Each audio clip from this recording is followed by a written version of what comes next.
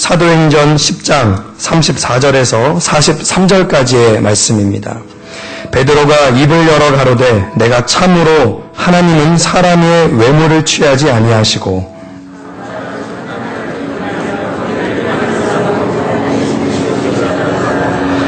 만유의 주 되신 예수 그리스도로 말미암아 화평의 복음을 전하사 이스라엘 자손들에게 보내신 말씀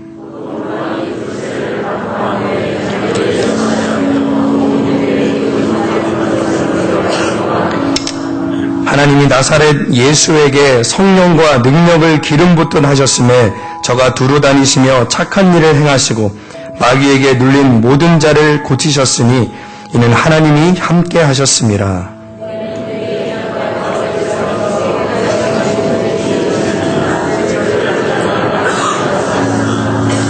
하나님이 사흘 만에 다시 살리사 나타내시되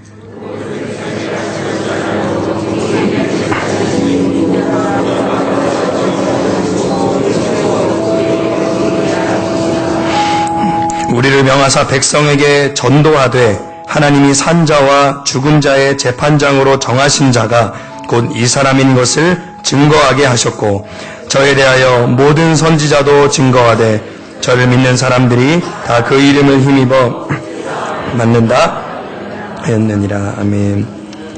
담임 목사님 나오셔서 말씀 증거하실 때 많은 은혜 받으시기를 바랍니다. 거룩하신 우리 하나님, 우리를 사랑하셔서 하나님 이렇게 올해에도 아버지와 마지막까지 험한 세상에서 눈동자같이 보하여 주셔 우리는 여기까지 왔습니다. 거룩하신 우리 주님, 우리는 세상에서 안락과 평안함과 강건함보다도 하나님 힘들고 어려운 고난의 길이라 할지라도 우리 예수 그리스도를 마음에 품고 당연히 가야 될 그 길을 향하여 걸어가는 그것이 바로 우리들에게 큰 은혜이고 하나님의 사랑인 줄로 믿습니다. 뒤를 돌아보며 잘못 걸어온 발걸음들을 돌려 이제는 하나님 그 길이 아니라 주님 나라를 향하여 말없이 걸어가는 지혜로운 은혜의 자녀들 다 되게 하여 주시옵소서. 오늘도 하나님 말씀을 서로 나눌 때 부족한 이 죄인 먼저 그리스도의 보혈로 깨끗하게 씻겨지게 하여 주시고 우리 모두가 다 하나님의 은혜에 어쩔 줄 몰라 성령님의 기름 부으심 가운데 말씀을 서로 나누며 이 예배가 평생의 기억이 남는 은혜의 예배가 되게 하여 주시옵소서. 가던 길을 멈추고 우리들의 신앙의 옷깃을 다시 여미며 하나님 나라를 향하여 다시 걸어갈 수 있는 능력의 말씀이 되기를 간절히 간구하며 구주 되신 예수님 이름으로 기도드렸사옵나이다. 아멘. 아멘. 늘 말씀을 드리지만 목사가 언제 가장 행복하겠습니까? 많은 것들을 소유한다고 하여 별로 그렇게 행복하지 않더군요. 가장 이 불행할 때는 언제겠습니까? 가장 행복할 때는 거듭나고 새로워지고 하나님의 사람들로 칼같이 결단하고 그 길로 걸어간다고 하는 소식이 들리면은 정말 세상이 다 내 것 같습니다. 그런데 좌절되고 절망되는 것은 나를 미워하고 나를 싫어하는 사람이 있어 공격하는 것, 그거는 저는 좀 잘 견뎌낼 수 있을 것 같아요. 왜냐하면 제게는 그런 것은 별 의미가 없기 때문에요. 제게 가장 힘든 일들은 거듭나지 않는 겁니다. 수도 없는 많은 세월들을 하나님의 말씀을 같이 나누며 함께 이 길을 걸어가자 해도 5년, 10년, 20년 예수를 믿었어도 세상 사람들과 동일하며 조금 더 변화되지 않은 채 그렇게 걸어가는 자녀들이 있으면 그것이 굉장히 힘듭니다. 이번 주일은 정말 죽을 것 같은 그 힘든 가운데 좀 지냈습니다. 그래 자는 것 같지 않고 잠도 잘 오지도 않고 먹는 것도 별로 먹고 싶지도 않고요. 잠깐 그저 하루에 한 2-3시간 자고 일어나면 얼굴이 푸석푸석 가여 붓고 정말 이러다가 죽겠다 해가지고 어제 우리 아이에게 나 이러다가 큰일 나겠다. 설교 중 어제 한 밤이 저녁 때입니다. 아마 한 8시쯤 됐을 거예요. 나 빨리 일단 신발을 좀 신겨라. 그래가지고 신발을 신고 운동을 아주 온몸에 땀이 다나 모든 옷이 다 젖을 정도로 어제는 운동을 좀 했습니다. 그리고 들어가서 찬물로 막 다 이렇게 뒤집어 쓰고 이제 정신 차려야지. 왜 그랬냐 하면은 올해 이상하게 3명의 아이가 집을 나갔습니다. 같이 함께 살며 그렇게 하나님 나라를 향하여 기도도 하고 찬양도 하며 뜨겁게 찬양도 하며 그렇게 하나님을 사랑하던 애들이 세상으로 나가버렸습니다. 지금서부터 한 몇 년 전인가요? 한 6년 전인가요?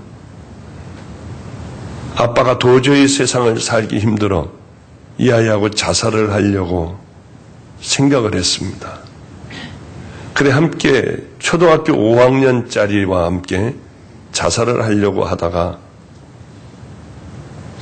제가 만나게 되었고요.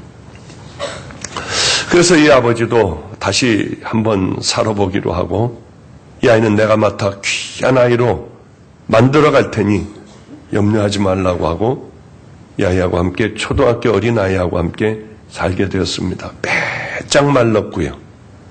키도 자그마한 아이가 털 속일 새기는 거예요. 이 교인들의 아이와 집을 나가기도 하고요. 그러면 저기 대천까지 가서 잡아오고 어디에 있다고 하면 그 일대의 PC방을 다 뒤져서 잡아오고 하여튼 계속 반복되는 일이 있으며 포기를 할까 그냥 찾지 말아버릴까 하다가 또 가서 찾아오고 하기를 수도 없이 많은 날들을 그랬습니다. 그러다가 이제는 주님을 만나 제법 하나님 앞에 통성으로 기도하여 소리를 지르며 하나님 앞에 기도해서 목소리가 다 쉬어버린 아이가 되기도 했습니다. 성가대에서 찬양을 할 때마다 주님 얼마나 감사한지 몰라요. 결국은 다 만들어주시는군요 하며 기뻐했던 그 아이가 말도 안 되는 일이에요. 도망을 갔어요. 다시 잡아오게 됐습니다. 이제 잡는 거는 아주 이제 선수들이 됐으니까 가서 딱 가서 다 큰 녀석인데 잡아왔어요. 애들이 잡아다가 제 방에다 놓고 문을 닫았습니다. 그 아이하고 저하고 둘이만 남게 됐어요. 왜 도망갔니? 나하고 같이 얘기하고 목사님 차비도 주세요 하면 네가 원하는 대로 내가 줄 텐데 네가 나가겠다고 하는데 너 지금서부터 한 6년 전을 기억하니 내가 아빠와 자살하려고 했던 너는 그 세상으로 다시 나가려고 그래. 너는 지금이 가장 중요한 때야. 너는 선교사가 되기를 결단을 하고 그렇게 많이 울었고 또 사회복지사가 되어 버려진 애들을 네가 다 세우겠다고 하여 그것을 향하여 이제 조금 있으면은 이제 수능도 보고 다 볼 수 있는 거기까지 왔는데 넌 왜 이걸 버리려고 하니? 네가 결단해라. 너는 네가 자살하려고 했던 바로 그 세상으로 넌 다시 나가게 되는데 굉장히 중요한 때니 잘 생각을 해봐. 나갈 거예요. 왜 그러니? 나가는 이유가 뭐니? 목사님, 저는 그동안에 놀고 싶은 마음이 있었어요. 그것을 꼭 참고 여기까지 왔어요. 네 열흘 후를 생각해봐. 열흘 후에는 네가 어떻게 하고 있겠니? 네 인생이 또 교도소 들어가고 그렇게 남의 담을 뛰어넘고 때리고 뺏고 해서는 안 되잖아. 그래도 싫어요. 저는 이곳에서 살면서 마음속에 늘 놀고 싶은 마음이 있었대요. 그러면 마음속에 한 군데에 난 나가고 싶어. 놀고 싶어. 이건 답답해. 이건 재미도 없어 하는 마음을 갖고 있고 그것이 커져버렸는데 그 아이를 어떻게 맡겠습니까? 옆방에 놔두면 다시 도망을 갈 텐데요. 네가 요구하는 돈을 줄 테니 나한테 요구를 해봐라. 예, 목사님 얼마가 필요해요? 그래서 그 돈을 줬어요. 이것 가지고 저는 고향으로 내려갈 거예요. 고향으로 내려가겠나요? 야, 네가 이걸 가지고 고향을 내려가겠니? 내가 한번 맞춰볼까? 지금 나가자마자 PC방으로 갈 거야. 담배 한 갑을 사고 담배를 물고 열심히 오락을 할 거고 그동안에 해보지 못한 것을 너는 밤을 새며 그거 할 거야. 그리고 돈이 떨어지면 몇 날이 못되어 돈이 떨어지면 주위를 돌아다니며 훔칠 생각을 할 거고 너는 곧 경찰서에서 내게 연락이 올 거야. 그게 네 인생 아니니? 열흘만 앞을 봐라. 그래도 그 아이는 마음에 그렇게 나가고 싶고 실컷 놀고 싶었는지 그 아이는 그냥 나가버렸어요. 목사가 가장 힘들 때가 언제냐 하면 그래 교인들도 아니고 함께 사는 아이들이 이렇게 될 때가 정말 살기가 싫은 거예요. 그래서 제가 목요 차례 때 이런 내 깊은 마음에 있는 얘기를 저도 모르게 툭 뱉어버렸어요. 저는 설교를 곧 그만두고 싶습니다. 그날은 내가 가장 좋은 날일 거고 그날은 내가 가장 슬픈 날일 겁니다. 그게 사실 제 깊숙한 마음에 있는 속마음이에요. 그렇습니다. 왜 그 아이가 나갔을까? 얘네들이 왜 이렇게 나갔을까? 그리고 얼른 올해 두 번째 나간 그 아이가 이 인터넷에 그 자기 홈피에 적어놓은 그 글을 읽었어요. 나는 나가지만 너는 나가지 마. 너는 거기서 대학도 가야 돼. 너는 곧 이제 시험도 볼 거 아니야. 대학도 가고 너는 제발 목사님이 원하는 그 사람이 꼭 됐으면 좋겠다 하는 글을 올려놨더군요. 얘네들이 왜 그럴까? 함께 살며 이 아이들 마음속에는 다른 마음이 자리를 잡았어요. 그리고 그 마음들이 커지기 시작을 했습니다. 그러니 그것이 주님을 밀어내고 다른 앞길 모든 것들을 밀어내고 그것이 주인이 되어버린 거예요. 우리도 얼마든지 우리들의 신앙과 믿음도 그럴 수 있겠구나 하는 생각을 허전한 마음으로 그렇게 생각을 참 많이 했습니다. 여러분, 제가 이렇게 생각을 해요. 이 아이의 앞길을 저는 앉아서 금방 볼 수 있습니다. 그래, 너는 이 길을 향하여 이렇게 이 길을 가겠구나. 그건 불보듯이 뻔합니다. 가장 고통스러운 것은 불보듯이 뻔한 길을 가는데도 불구하고 자기는 이 길을 가야겠다는 거예요. 그 길이 어떤 길인지 아는데 분명히 눈으로 봐서 아는데 자기는 잠깐 동안의 즐거움을 위하여 그 길을 가겠다고 하는 겁니다. 지금 6년간의 모든 공부하고 수많은 책들을 읽고 했던 이 모든 것, 주님을 섬기고 이런 것들은 다 뒤로 젖혀놓고 나는 그것을 열흘 후에 내가 후회할지라도 한 번 그렇게 해보겠다고 하는 겁니다.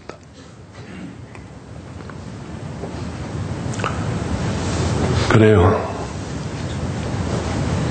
우리는 수많은 날들을 예수를 믿으면서 어떻게 해야 구원받는가? 그럼 구원받은 우리들은 어떤 길을 걸어가야 하는가? 우리들 인생의 목적은 무엇인가? 우리는 하나님을 위하여 어떻게 이 땅에서 살아가야 하는가? 너무나도 우리에게 많은 물음들이 있습니다. 내게 하나님께서 기대하시는 것이 뭘까? 나 같은 자도 기대하실까? 그런데 다들 잘못된 길로 걸어가요. 왜 그럴까요? 그것은 이유가 있습니다. 오늘 본문에서 대답을 해줘요. 누가 신앙생활을 잘 살아갈까를 가만히 한번 관찰을 해봅니다. 이 사람도 관찰해보고 저 사람도 관찰해보며 수없이 많은 사람들을 만나며 하나님 앞에 용사가 되어 생명을 걸고 가는 사람이 있는가 하면 그런 사람들은 아깝게도 그렇게 일찍 죽더라고요. 목사님, 저 먼저 갑니다. 목사님을 만나서 참 행복했어요. 그리고들은 세상을 떠나버려요. 하나님의 용사로 쓸만한 사람들은요. 이 사람들을 가만히 제가 눈여겨 한번 봤습니다. 전부 그런 사람들만을 한번 눈여겨봤어요. 이 사람들의 특징들이 있습니다. 목마른 거예요. 하나님을 향한 목마른 것이 있는 거예요. 그저 그런 사람들 5년 10년이 가도 전혀 복음을 그렇게 많이 듣고도 많은 설교를 듣고도 조금도 변화되지 않는 사람의 공통점이 있습니다. 목마름이 전혀 없어요. 그냥 와서 예배 드리고 가고 그저 기도하고 가고 찬양하고 가고. 누가 하나님을 만날 수 있을까요? 누가 하나님의 음성을 들을 수 있을까요? 하나님의 음성을 듣기를 목말라 하는 사람들. 누가 천국에 들어갈까요? 천국을 향하여 천국은 침노당한다고 했으니 침노하려고 열심히 노력을 하는 그 사람들이 천국 들어가는 사람들 아니겠습니까? 의에 줄이고 목마른 자는 복이 있나니 저희가 배부를 것이요. 심령이 가난한 자는 복이 있나니 천국이 저희 것이며 애통하는 자는 복이 있나니 저희가 위로를 받을 것이며 온유한 자는 복이 있나니 저희가 땅을 기업으로 받을 것이며. 자, 어떤 사람들이 천국이 저희 것이며일까요? 어떤 사람들이 애통할 수 있을까요? 애통하는 것에 대하여 목마른 사람들.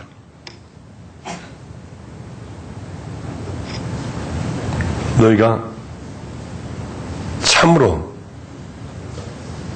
의로 배부르기를 원하니 의에 줄이고 목마른 자는 복이 있나니 저희가 배부를 것이며. 그렇다면 반드시 먼저 해야 될 게 있는데 너희들은 목이 말라야 해. 그래야만 의에 줄이고 목마른 자가 돼. 너희가 배부르길 원하니 먼저 그럼 그렇게 줄여야 돼. 그런 얘기입니다. 심령이 가난하려면 그것을 위해서 목숨을 걸고 정말 심령이 가난해지려는 싸움을 싸우지 않는 사람 같으면 절대로 우리는 이 안에 탐욕, 거짓, 위선, 음란 모든 걸로 가득 채워질 수밖에 없습니다. 아무리 설교를 해도요. 여러분들이 아무리 하나님의 말씀을 다 외우고 있어도 우리가 목마름이 없다고 하면 우리는 변화되지 않습니다. 수도 없는 많은 날들을 우리가 예배를 드린다 하고 수도 없는 많은 주옥 같은 설교를 우리는 인터넷을 찾아 많이 듣는다 해도 하루 종일 듣는다 해도 우리들의 삶이 설교 듣는 것으로 시작하여 설교 듣는 것으로 끝난다고 하면 우리가 변화되겠습니까? 그렇지 않습니다. 절대로 그렇지 않습니다. 그 말씀대로 살려고 하는 목마름이 없으면 안 돼요. 반드시 그것을 내가 그렇게 해내야겠다고 하는 결단이 없으면 안 됩니다. 제가 이 하나님을 만나고 난 후에 제 꿈이 하나가 있었어요. 내 꿈은 하늘나라에 하나님 앞에 가면 이 땅은 그저 그런 것 이미 내게는 죽음이 한 번 왔었으니까 이 땅은 얼마나 의미가 없고 허무하다고 하는 것을 저는 너무나도 잘 알았어요. 제 마음에는 어떤 목말름이 있었느냐면 이것 하나만큼은 제가 어떤 사람에게도 지지 않으려고 하는 것이 하나가 있었습니다. 천국에서 하나님 앞에 모든 면류관을 다 받는 것. 생명의 면류관, 의의 면류관, 영광의 면류관, 하나님께서 준비해 놓으신 모든 면류관만큼은 이 땅에서 하여튼 모욕을 당하건 집 밟히는 한이 있어도 반드시 그렇게 한번 해보겠다고 하는 목마름이 있었습니다. 그 목마름이 있으니까 사람이 변하더군요. 한 번에 사람은 확 변화되는 것이 아니에요. 물론 확 변화됐지만 그것은 다시 원상으로 돌아가려고 하는 강력한 힘이 있더군요. 이것을 이겨내려고 하면 가만히 있는다고 하여 이겨낼 수가 없습니다. 가만히 있으면 다시 옛날로 돌아가 버리고 맙니다. 무엇을 했느냐 하면 그것에 대한 목마름과 그것에 대한 싸움이 없으면은 도저히 세상의 달콤함과 세상의 유혹을 이길 수가 없는 거예요. 저희 아버님은 제가 그 말씀을 마음에 이렇게 남아 있어요. 나는 어떤 사람이었나 생각하는 가운데 우리 아버님이 늘 그러셨어요. 저놈 눈가를 보면 저놈은 아주 독한 놈이래요.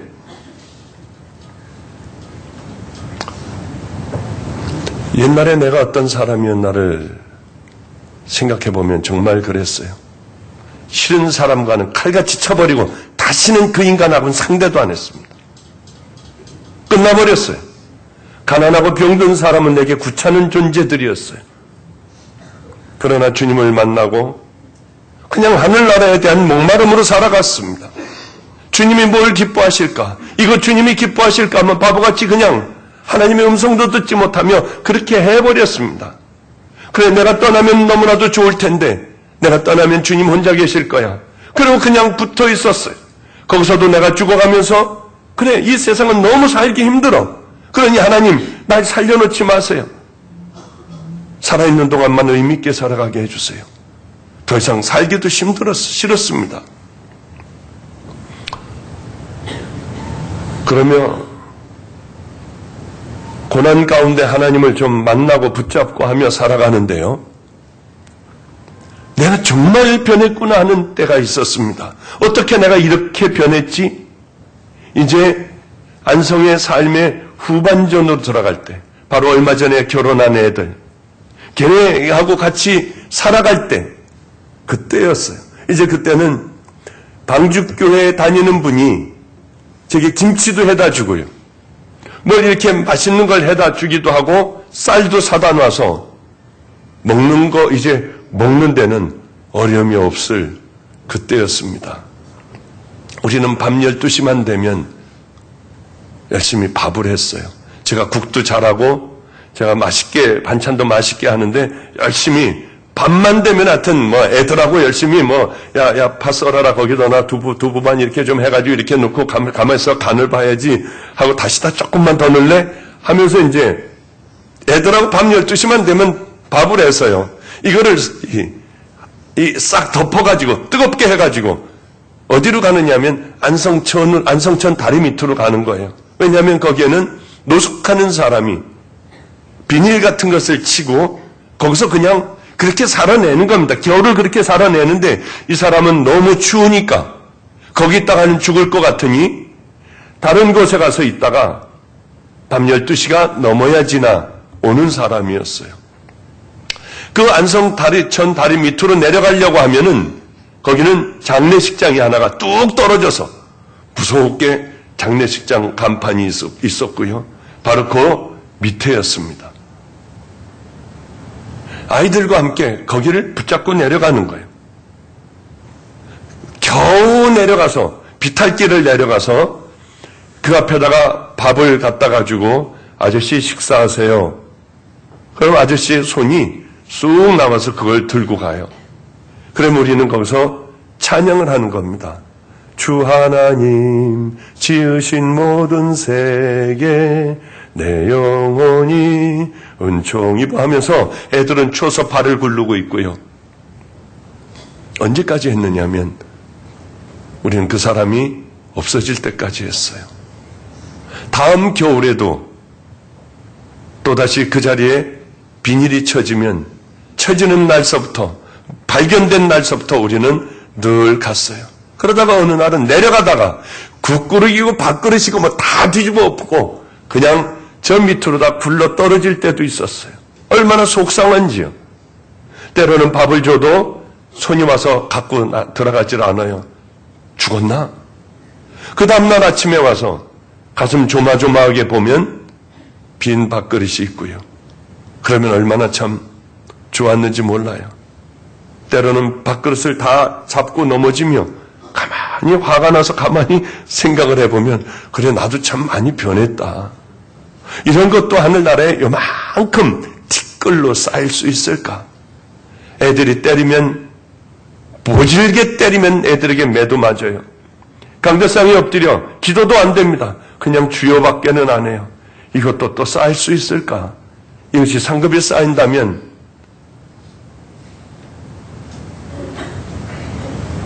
우리 이 녀석에게 다 쌓였으면 좋겠다 하는 생각을 했습니다.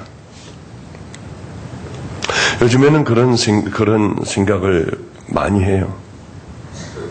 이 녀석은 누군지 모르셔도 됩니다만은 이 녀석이 계속 이 교회에 설교를 듣는 것 같아요.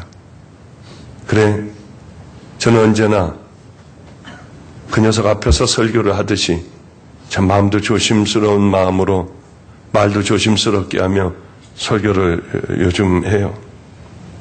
그래요.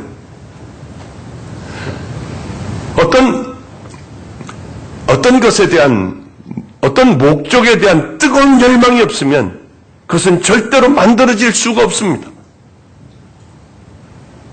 간절한 소망이 없으면 그것은 어려울 거예요. 누가 신앙생활을 잘 할까요? 우린 복음을 머리로 너무나 잘 알고 있습니다. 어떻게 해야 되는가, 어떻게 살아가야 하고, 복음이 무엇이고, 십자가가 나와 무슨 관계, 우린 너무나도 잘 알고 있습니다. 이것을 반복하여 듣다 보니 이제는 습관이 되어버린 거예요. 하나님을 두려워할지도 몰라요. 내 삶을 그저 이렇게 살다가 보니 2년이 지나고 5년이 지나고 10년이 지나고 15년, 20년이 지났습니다. 그런데 우리는 변화되질 않는 거예요. 어떻게 해야 변화될 수 있을까요? 좀 그 하나님의 사람들이 되려고 하는 뜨거운 마음들, 목마름이 있어야 우리는 그 사람이 될 수 있습니다. 어느 진주장사가 있었어요. 이 진주장사의 소원이 하나가 있었습니다. 그것은 좋은 최고의 진주를 한번 보고 소유하는 거예요. 나라를 돌아다녔지만 구할 수가 없었습니다. 이 나라에서는 안 될 거야. 다음 저 나라로 가서 또 다 뒤져도 안 되는 거예요. 진주를 사고 팔며 점점 더 좋은 것을 얻기 시작을 했습니다. 그래도 이 진주 장사의 눈에는 이것이 눈에 차질 않아요. 어느 날 어느 바닷가에 있는 어느 나라에 갔는데 값진 진주, 지금까지 보지 못하던 진주를 만났습니다. 어떻게 할까요, 이 사람이? 주님은 이렇게 묻습니다. 그 진주 상인이 어떻게 하였겠느냐? 다 팔아. 그 진주를 샀느니라. 맞습니다. 이 마음이 있어야 하는 거예요, 우리에게. 이 진주 장사 같은 마음. 누가 구원을 받고 누가 귀한 믿음의 길을 걸어갈까요? 복음을 들은 사람인가요? 교회를 오래 다닌 사람인가요? 아니에요. 복음에 대하여, 그 천국에 대하여, 십자가에 대하여 마음 뜨거운 사람들입니다. 그 뜨거운 사람들은 그냥 살아가지 않아요. 생명을 걸고 살아가요. 누가 하나님과 매일 아름다운 교제를 나누며 살아갈 수 있을까요? 성령님이 내 안에 계셔서 그분과 함께 동행을 하며 하나님 말씀에 순종하고 살아가려고 하는 사람들에게 성령님은 임하시고 말씀하시지 않겠습니까? 그냥 우리는 성령님과 동행하는 사람들만 부러워할 뿐이에요. 그러면 복음은 너무나도 많이 들어서 이제 벌써 얘기하면 알아. 그거 다 듣는 얘기야. 아니, 저 뭐 시시한, 했던 얘기를 또 하고 오래. 우리가 그 길을 걸어갈 때까지, 뜨거운 열망이 생길 때까지 우리는 그 말씀을 들어야만 해요. 오늘 본문은 고넬료에 관한 얘기입니다. 고넬료는 우리가 잘 알고 있어요. 그런데 고넬료는 이방인입니다. 이방인의 군사예요. 이스라엘 백성들은 그 시대만 하더라도 이방인들을 개로 취급해버렸습니다. 이 사람들에게 구원이 있다고는 상상조차도 못했습니다. 기도하고 있는데 흰옷을 입은 특별한 사자를 하나님이 보내셨습니다. 얼마나 깜짝 놀랐겠습니까? 고넬료야, 하나님이 내 기도를 들으시고 내 구제를 기억하셨으니. 말도 안 돼요. 이방인 군사가 무슨 구제와 기도를 하나님이 없었다고 하십니까? 그러나 분명히 천사는 그 얘기를 하는 겁니다. 로마 군인이었기 때문에 억지로 온 거예요. 그런데 소문으로 하나님에 관한 얘기를 들었고 예수님에 관한 얘기를 들은 거예요. 이것이 믿음이 됐습니다. 우리는요, 수도 없는 설교를 들어도 까딱하지 않습니다만은 라합이라고 하는 여인은 소문에 들은 그것이 믿음이 돼요. 결국은 예수님의 족보까지 오르지 않습니까? 다 멸망당했어도 그 집안만큼은 눈동자같이 하나님께서 보호해 주시지 않았습니까? 그렇습니다. 고넬료도 어느 날 하나님에 대한 이방인이지만 개와 같은 자들이지만 마음에 소망을 품었습니다. 그러면 어떻게 이제 하나님을 믿을까? 가만히 보니 이 유대인들은 시간에 맞춰 기도하는 거예요. 열심히 시간에 맞춰 기도했습니다. 이 사람들은 보니 가난하고 병든 사람들을 돕는 거예요. 예수님이 그것을 가장 기뻐하셨다고 해요. 자기도 따라서 열심히 그 시간에 기도하고 열심히 가지고 있는 것으로 구제하기 시작을 했습니다. 이것을 누가 봤을까요? 하나님이 보고 계신 거예요. 천사를 보내어 네 구제와 네 기도를 내가 기억을 하겠다. 하나님이 우리를 기억하신다면 어떻게 기억하실까요? 우리를 뭘로 기억하고 계실까요? 음란한 자, 탐욕스러운 자, 거짓된 자, 열등감에 사로잡혀 남에게 상처 주는 자들,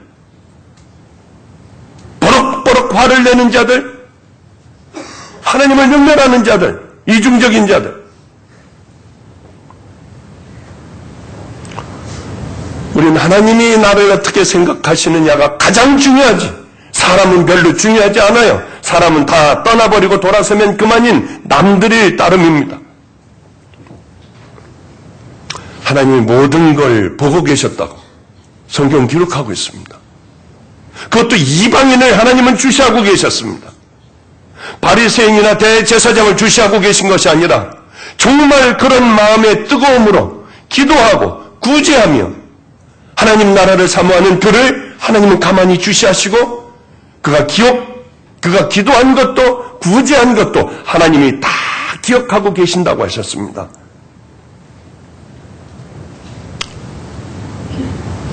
성경에 보면 충성스러운 사람들이 있죠. 삭개오, 저는 천국 가면 삭개오 정말 보고 싶어요. 제가 생각하던 그 다람쥐같이 생겨가지고 그런 사람 아니까 키도 작아서요. 그런 사람일 거야 하고 생각을 하고 있습니다. 꼭 만나고 싶어요. 이 삭개오는요, 예수님이 이제 이 앞을 지나가신다고 하는 얘기를 들었는데 마음이 뜨거운 거예요. 그분만큼은 꼭 만나고 싶은 겁니다. 그런데 키가 작아 볼 수가 없어요. 만약에 저기 나무가 하나가, 뽕나무가 하나가 있는데 길거리에 저 뽕나무에 올라갔다고 하면은 많은 사람들이 돌도 던질 거고 침도 뱉을 거고요. 이 자식아, 너 그렇게 할 수가 있어? 넌 세리 장이야 임마. 예수님이 오시는데 망신도 어쩌면 끌려 내려올 수도 있고 돌에 맞을 수도 있고 침 뱉을 수도 있고요. 온갖 망신은 다 당할 수 있는 지금 그런 상황입니다. 삭개오는 뽕나무로 올라갔어요. 누가 뭐라고 하건 누가 돌을 던지건 침을 뱉건 왜 그러냐면 예수님을 만날 예수님의 얼굴만이라도 한번 딱 보려고 하는 열망이 이 마음에 가득 찬 겁니다. 그래서 뽕나무로 올라갔고 예수님은 지나가시다가 그가 간절히 사모하고 있다고 하는 것을 미리 아셨어요. 그래 뽕나무 밑에서 이렇게 말씀하시지 않습니까? 아마 삭개오는 얼마나 가슴이 뛰었을까요? 예수님의 눈을 봤을 거예요. 눈을 마주치는 그 순간에 얼른 눈을 돌렸을 겁니다. 감히 쳐다볼 수 없는 분이니까요. 예수님은 이렇게 말씀하시는 거예요. 이름까지 다 아시고 삭개오야 내려와라. 내가 오늘 너희 집에 하루를 묵어야겠다. 왜 만나주셨을까요? 다른 주변에 있는 사람들과 동일했을까요? 뜨거운 마음이 있었던 거예요. 우리에게 하나님은 만군의 여호와 하나님은 우리들의 중심을 보시는 분입니다. 네가 과연 나에 대하여 어떤 마음을 갖고 있느냐? 여러분 예배도 동일합니다. 하나님 앞에 예배를 어떤 마음으로 드리고 있습니까? 그저 습관적으로 벌써 몇십 년 동안 잘못하면 이 짓이 될 수 있어요. 이 짓을 하고 있습니까? 아니면 준비를 하고 나오셨나요? 삭개오와 같지는 못하지만 그래도 예배를 향하여 목마름으로 여러분은 나오셨나요? 안 못 보는 소경이 하나가 있었습니다. 예수님이 지나가다 하신다고 하는 겁니다. 이제 자기에게 마지막 기회가 될 수도 있었어요. 중풍병자가 일어났대, 문둥병이 났대, 한 번에 10명씩이나 났대, 죽은 자가 살아났대, 이분은 하나님의 아들이래. 군중의 소리가 들리자마자 악을 쓰기 시작했습니다. 다윗의 자손 예수여, 나를 불쌍히 여기소서. 다윗의 자손 예수여, 나를 불쌍히 여기소서. 얼마나 크게 소리 지르고 떠들었는지 주변 사람들이 야단을 쳤습니다. 떠들지 말라고요. 그래도 그를 말릴 수가 없었어요.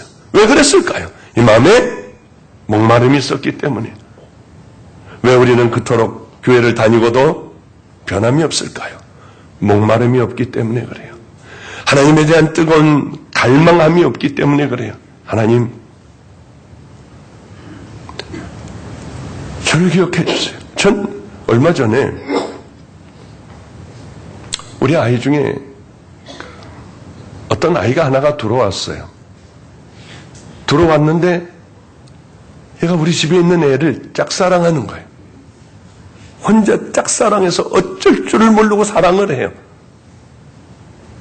저는 그건 참 아름답다고 생각합니다. 조그만 게 막 되냐? 그러지 않아요, 저는. 얘네들은 어떻게, 그런데 이 여자애는 또 얘만 보면 아주 발짝발짝 뛰어요. 제 마음에 나도 너만 했을 때 그런 마음을 가졌을 때가 있었는데 어쩔 줄 몰라 하는 마음, 보기만 하면 좋아 어쩔 줄 몰라 하는 그 마음이 굉장히 순수하더군요. 그래서 그저께는 이 두 아이들을 불렀어요. 한대야, 너는 내 오른다리를 주물러. 그리고 또 여자애도 불렀어요. 너는 내 왼 발만 주물러. 다른 데는 올라오지 말고 발만 주물러. 올해 초등학교를 졸업한 애예요. 발만 주물러. 그래서 이제 제 발을 주물르는데, 야, 너도 발만 주물러라. 그 양쪽을 다리를 벌리고 있으니까 열심히 양쪽에서 주물르더군요. 그래서 슬쩍 제 발을 가까이 이렇게 가운데로 몰아갔어요. 왜냐하면 즐겁게 해주고 싶잖아요. 그 순수한 아이요. 슬슬 발을 막아가지고 드디어 손이 서로들 막 부딪히게 됐어요. 아, 짜증나. 하더군요. 그래, 이제 걔가 눈치를 채고 여자애가 나가버리더군요. 야, 참 걔가 멋있었어요. 바보 같은 게 아니라 멋있었어요. 시간만 남은 피아노 있는 데 앉아서 여자방 쪽을 보다가 걔 얼굴 한번 보면은 이제 안심하고 올라와서 책도 읽고 공부도 하고 하는 거예요. 야, 내가 말이야, 너희들 둘을 저 어디 뭐 타는 데 있잖아. 막 돌고 달고 막 스케이트도 타고 하는데 둘이 꼭 보내줄게. 우리 같이 가자. 왜냐하면 걔를 행복하게 해주고 싶었어요. 불행하게만 살았던 아이예요. 우리 그렇게 해서 내가 같이 데려갈 테니까 우리 딱 셋이만 가서 밥도 먹고 그거 타고 하자. 그랬더니 좋아, 어쩔 줄 몰라요. 그런데 너 제가 저렇게 너한테 팩팩거리고 그 제가 짜증내고 그러는 거 화나지 않니? 나 같으면 화날 텐데. 그런 건 하나도 상관없어요. 멋있더라고요, 이놈이. 그런 건 하나도 나하고 상관없어요. 내가 좋으면 그만이죠. 어쩌면 이 녀석이 저렇게 멋있을까 생각을 했습니다. 제가 필히 이렇게 생각했어요. 그래, 얘는 여자애가 잠깐 어디를 간 사이에 우리 집안 식구들이 여기 다 있어서 알 거예요.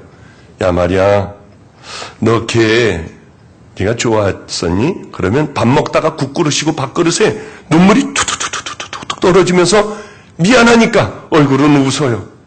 웃으면서 눈물은 어쩌면 그렇게 많이 떨어지는지. 제가 그런 생각을 했습니다. 그래, 내가 반드시 널 맺어줄 거야. 니네 둘이 어디 두고 봐라. 왜 그러냐면 얘는 너무 뜨거운 열정을 갖고 정말 그 소망이 있는 거예요. 손 한 번만 잡아보면 어떻게, 목사님 그건 제발 하지 마세요. 그건 난 감당을 못해요, 제가. 그러니 그런 건 하지 마세요. 그래. 얘가 그렇게 사랑을 하니 저는 어떤 마음을 가지고 있느냐면 내가 꼭 한번 이것들을 데이트를 한번 시켜줘야겠다. 밥을 사주든지. 왜 그렇겠습니까? 그 녀석이 그저 번듯 만듯 하면 제가 해줄 게 뭐가 있겠어요? 그런데 자기는 감히 처지도 안 되지만, 처지가 제가 보니까 얘가 훨씬 더 나은데요. 처지도 안 되지만, 목사님 그냥 내가 사랑해서 그래요. 그냥 놔두세요. 그래요. 우리 주님도 그럴 것 같아요. 뜨겁게 하나님을 사랑하는 마음이 있으면 말씀도 들려주시고요. 내가 널 사랑한다는 그 표적도 보여주시고요. 하나님은 다 해주실 것 같아요, 우리에게. 왜냐하면 그때는 상상하지도 못했습니다. 이방인 고넬료에게 하나님이 나타나시고 하나님의 천사가 나타난다는 건 말이 안 됐어요. 왜냐하면 하나님의 천사가 나타나시고 하나님이 나타나신다면, 말씀을 주신다면 제사장, 레위인, 바리새인들에게 반드시 나타나야 한다고 생각을 했는데 하나님은 그들을 버리시고 이방 로마 군인에게 나타나셨어요. 그리고 내가 내 구제와 기도하는 것을 다 봤다고 하는 말씀을 하시며, 하나님은 여기에 누굴 보내시느냐 하면 당대의 최고의 예수님의 제자였던, 수제자였던 베드로를 보냅니다. 베드로가 어떤 사람입니까? 수제자예요. 이 안진뱅이도 일으켰어요. 오순절날 마가의 다락방에 성령의 강력한 불이 임할 때의 주인공이었습니다. 권세가 있어 하나님의 말씀을 전하면 3,000명씩 돌아오기도 했어요. 바로 이런 베드로를 하나님께서는 직접 고넬료에게 보내십니다. 고넬료에게 보냈는데 고넬료에게서 오히려 고넬료의 한 말 한마디에 베드로는 크게 깨달으며 하나님이 이르신 분인 줄 이제 알았다고 하는 고백을 해요.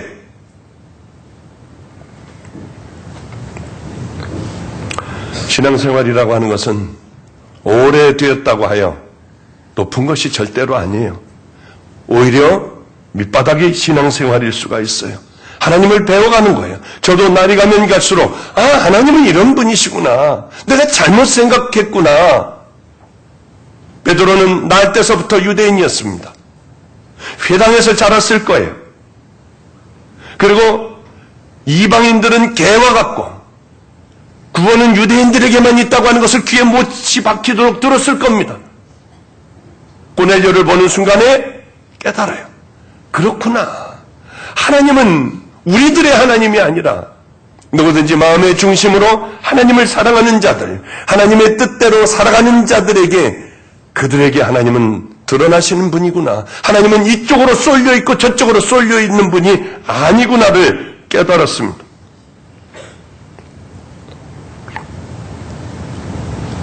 어떻게 하면 올바른 신앙을 가질 수가 있느냐고요? 하나님을 향한 뜨거운 열정을 가져 있어야 하고, 하나님에 대해서 우리들이 내 지식으로 가지고 있는 하나님을 버려야 돼요. 성경에서 말씀하시는 하나님이 우리들의 하나님이에요. 다 잊어버린 사건인데 하나님께서 어느 날 만나게 하시고 보여주시는 사건들이 있었습니다. 여러 가지 일들이 있었어요. 그래, 하나님은 그런 분이시구나. 하나님 그거 아무것도 아닌 일이었는데 뭘 또 이렇게 보여주시기까지 해요. 기적 같은 일들이 너무나도 많이 일어났어요. 그 중에 한 가지는 이제 우리 교회에서 어느 선교사님 한 분을 그저 한 달에 얼마씩만 좀 도우려고 하는 그분이 제게 말씀을 하시더군요. 다 잃어버린 일이었어요. 안성에서 살 때 이제 하나님이 나하고 함께 하여 주셔 집회를 다니기 시작을 했습니다. 집회를 다니기 시작을 했는데 저 의정부 포천 쪽으로 집회를 가게 됐어요. 근데 이제 교회에서 이제 천연병 아니에요. 말씀 부흥 집회 천연병이어서 나가는데 하필이면 그때 누님이 미국에서 오셨어요. 누님하고 얘기할 시간도 없었습니다. 빨리 가야 안성에서부터 포천까지 가려고 하면 한참 가야 되지 않습니까? 나 바쁜데 미안하다고 하며 나가려고 하는데 가져온 달러를 저에게 줬어요. 미처 바꾸지 못하고 달러를 줬습니다. 여기에 그냥 집어넣고 고맙다고 하고 부지런히 저는 포천을 향하여 집회를 갔습니다. 그 목사님도 선교지로 나가신다고 하더군요. 이번에요. 교회를 가봤더니 강대상에 올라가려고 하는데 강대상만 무너지려고 하는 거예요. 뭐 이런 교회가 있을까? 교인들이 그렇게 많지가 않았습니다. 한 30여 명 됐고요. 강대상은 무너질까봐 참 아주 신경을 많이 쓰면서 집회를 하며 제가 그렇게 주님이 주시는 감동으로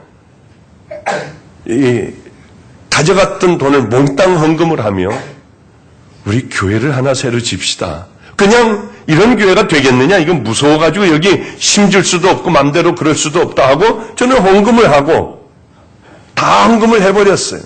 그리고 이제 그것을 나오려고 하는데 집회를 끝나고 나오려고 하는데 기적도 일어났습니다.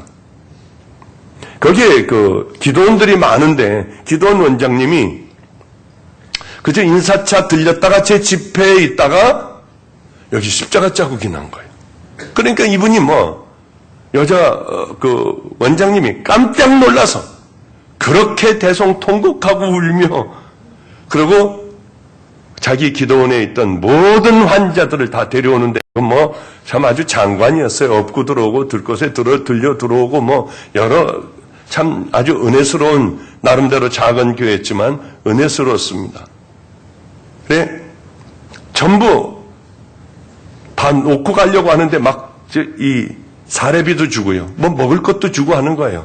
그래서 그러지 마시고 모든 걸 다 이 교회 만드는데 쓰시라고 하고 단호하게 거절을 하고 나오다가 보니까 세상에 나와서 얼마 안 됐는데 차가 옆으로 기우는 거예요. 봤더니 펑크가 났더군요. 그런데 펑크를 떼올 돈도 없어요. 거기 헌금을 다 했기 때문에 당당하게 이제 난 아예 안 받는다고 하고 나왔는데 이거 다음에 큰일 났더라고요. 그래서 다시 갔어요. 미안하지만 2만 원만 좀 빌려달라고요. 당당하던 제가 꼬리를 다 감추고 2만 원만 어떻게 좀 해달라고 했더니 목사님이 봉투를 다 가져다 줘서 거기서 2만 원만 빼가지고 가가지고 타이어도 교체하고요. 그리고 오면서 이 톨게이트비가 없었기 때문에 또 이거 망신당할 뻔했다. 그러고서 돌아온 기억이 있습니다. 그런데 바로 1년 후에 거기는 정말 아름다운 좋은 교회가 만들어져서 얼마나 기뻤는지 모릅니다. 근데 이번에 저에게 또 그 얘기를 해주는 거예요.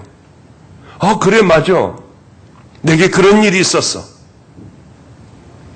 기억이 아주 참 새로워지며 이 인천을 오기 바로 전의 일이었죠. 그런 생각을 저는 해요. 하나님께서는 다 잃어버렸던 것을 기억해 하시며 그래 내가 너하고 함께 할 거야. 내가 모두 기억을 하고 있어. 저는 아무것도 다 잊어버린 일인데 목사님 집회를 할 때 보면 목사님 제가 왜 이런 사정이 있었잖아요. 저 학교를 관두려고 했잖아요. 근데 목사님 저는 이렇게 해서 그때 목사님이 얘기해 주신 그것으로 목사님하고 함께 학교를 다녔었지 않습니까? 저는 기억조차도 나지도 않아요. 제가 뭘 해줬는지.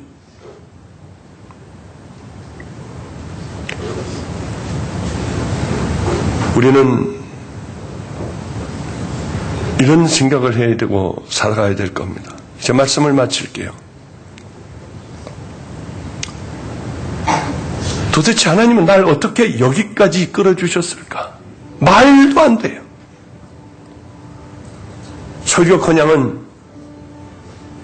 제대로 말씀도 전할 줄 모르며 사람들 앞에 서면 담대한 것 같지만은 지금도 떨리기가 이를 데가 없어요. 이제 한 10여 년 부흥회를 다니며 하루도 빠짐없이 이렇게 말씀을 전하는 지금쯤 되면 자신이 있어야 하는데 밤에 토요일 되면 잠을 못 자요. 어떻게 또 사람들 앞에 서야 하지? 어떻게 해야 하지? 아마 오늘도 한 2시간 반 정도 자고 설교 준비하느라고 불이 나게 나왔어요. 나 같은 자, 이런 별 볼 일 없는 자, 어떻게 주님이 나 같은 자를 쓸 수 있을까? 어떻게 여기까지 오게 하셨을까?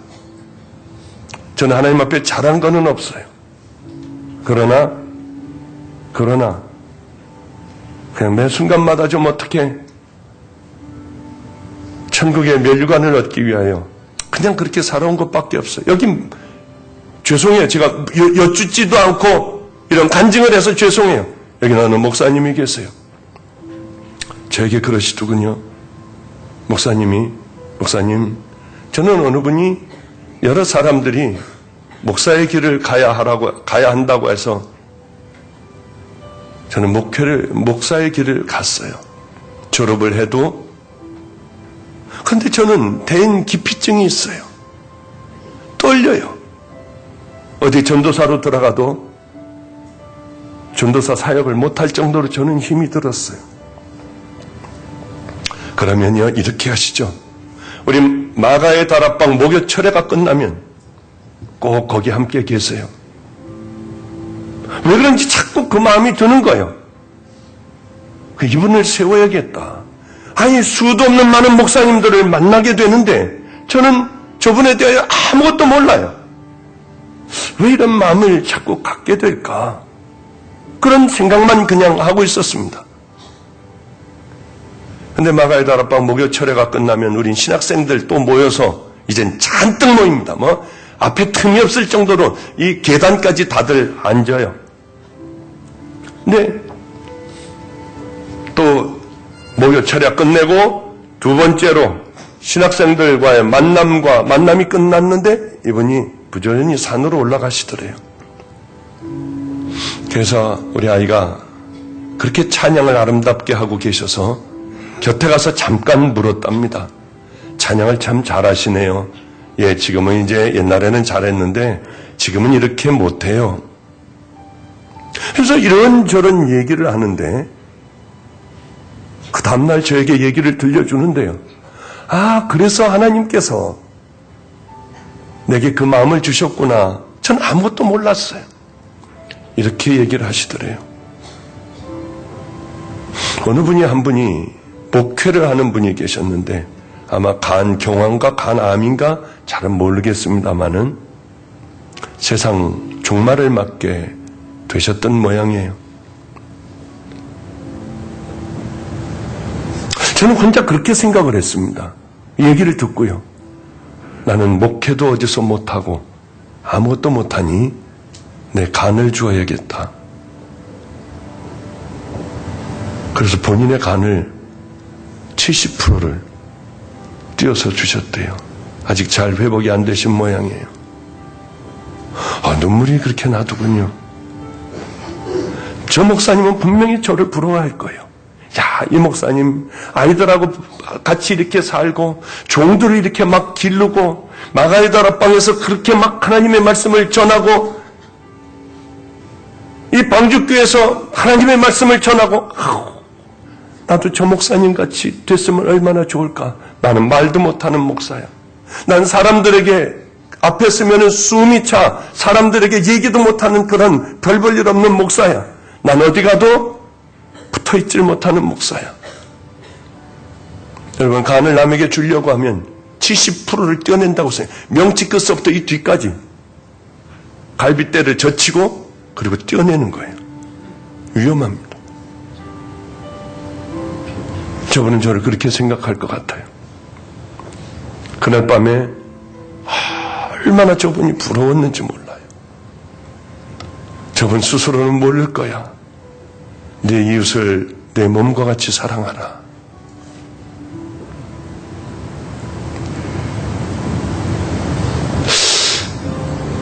전 정말 저분이 부러웠어요. 나하고 다 바꾸자고 하면 다 바꿀 수 있어요. 정말 모든 걸 다 버리고 저분과 바꿔주고 평생 두려움 속에 살아도 저분은 정말 행복한 분일 텐데 남이 감히 그 누구도 상상할 수 없는 그 귀한 일들을 이루고 그래도 나는 별 볼 일 없고 목사님 저는 별 볼 일 없어요. 하나님이 얼마나 사랑하실까 하는 생각을 합니다. 여러분 그냥 저 혼자 그렇게 생각했어요. 나는 그런 것도 못하니 그걸 할 수 있는 목사님에게 내 간이라도 주어 그렇게 하게 하면 좋지 않을까. 어떤 생각인지 좀 여쭤보지도 않고 이거는 저분하고 한 번도 얘기해 본 적도 없어요. 그냥 옆에 있는 우리 애를 통하여 얘기 들었어요. 예수를 믿는다고 하면 우린 뜨거운 열망이 있어야 해요. 5년 전에 속 좁았던 사람들 10년이 지나도 20년이 지나도 그 모양 그 꼴이면 안 되잖아요. 5년 전에 화를 펄펄 내던 사람들 10년 믿고 우리는 거듭나야 되잖아요. 새로워져야 합니다. 이제 목마름을 가지십시오. 그 나라를 향하여 목마름을 가지지 않으면 우리는 변화될 수가 없습니다. 우리가 어떤 사람을 사랑해도 그 사람이 뭘 좋아하는가, 그 사람은 도대체 어떤 성향을 갖고 있는가를 알아 그 사람이 기뻐하는 그 일을 하려고 해요. 우리 아이도 괜찮아요. 뭐라고 해도 괜찮아요. 나만 사랑하면 되니까. 어떻게 우리를 구원하신 하나님, 그분이 기쁨이 되지 않을 수가 있겠어요. 여러분 이제는 벌써 올 한 해가 다 끝나갑니다. 이제는 우리도 변화되어야 돼요. 하나님 앞에 우리 이렇게 기도하죠. 하나님에 대하여 목마름을 갖게 해주세요. 우리도 가짜가 아닌 진실한 믿음의 길을 걸어갈 수 있게 해주세요. 우리 다 함께 통성으로 기도하겠습니다. 거룩하신 우리 하나님, 어쩌면 우리는 수도 없는 많은 날을 보내며 아버지여 이렇게 제자리에 있을 수밖에 없었던 것은 하나님을 사랑한다고 하면서도 우리는 하나님에 대한 목마름이 없었습니다. 우리는 천국의 백성으로 또한 천국에 가 살고 싶은 마음은 있지만은 천국을 침노해보지는 못했습니다. 이제 우리에게 뜨거운 마음을 주셔서 천국을 침노하며 하나님의 자녀들로 목마름을 가지고 살아가게 하여 주시옵소서. 사막에서 아버지여 생수를 만나 들이키는 그 목마름을 갖기를 소원합니다. 거룩하신 하나님, 우리 인터넷 성도들이나 방주교회 성도들이나 모두 다 뜨거운 마음을 갖게 하여 주시고 결국은 모두가 그 나라를 향하여 함께 그렇게 걸어갈 수 있는 은혜의 자녀들 되게 하옵소서. 부르짖는 자녀들 되게 하여 주시옵소서. 가슴을 치는 자녀들이 되게 하여 주시옵소서. 마지막이 다가오는 이때에 주님의 신부들로 깨어 그 길을 걸어가야 하는 줄로 압니다. 하나님, 우리 예수님의 답답한 마음을 하나님의 자녀들에게 이 시간 허락하여 주시옵소서. 아버지여, 우리가 누구이고 예수님은 우리를 위하여 무엇을 하셨는지를 알게 하여 주셔서 말없이 그 길을 향하여 걸어가는 결단하는 자녀들 되게 하여 주시옵소서. 우리 주님이 붙들어 주시고 믿음의 용사들로 서서 이제는 그 길을 걸어가는 지혜로운 자녀들, 믿음의 자녀들 되게 하옵소서. 만군의 하나님 아버지, 우리들을 천국으로 인도하여 주실 좋으신 하나님 아버지요, 우리가 누구인지를 진작 알았더라면 우리는 뜨거운 목마름으로 살아갔을 텐데, 하나님, 우리는 이렇게 나태하게 살아가며 나태한 마음으로, 습관적인 마음으로 예배를 드리는 것이 얼마나 죄인 것을 알았다면 우리는 준비하는 마음으로 예배를 드렸을 줄로 압니다. 거룩하신 우리 하나님 아버지요, 이제는 깊은 잠에 빠져있는 영적인 잠에서 깨어나 하나님 준비하는 지혜로운 자녀들 되게 하여 주시옵소서. 너의 기도와 구제가 하나님이 기억되신 바 되었다고 하는 말씀을, 이방인에게 하신 말씀을 깊이 우리 마음속에 새기게 하여 주시사 하나님을 두려워할 줄 알게 하여 주시옵시고 하나님의 기쁨이 되는 믿음의 길을 갈 줄 아는 지혜로운 자녀들 되게 하옵소서. 예수님 이름으로 기도드렸사옵나이다.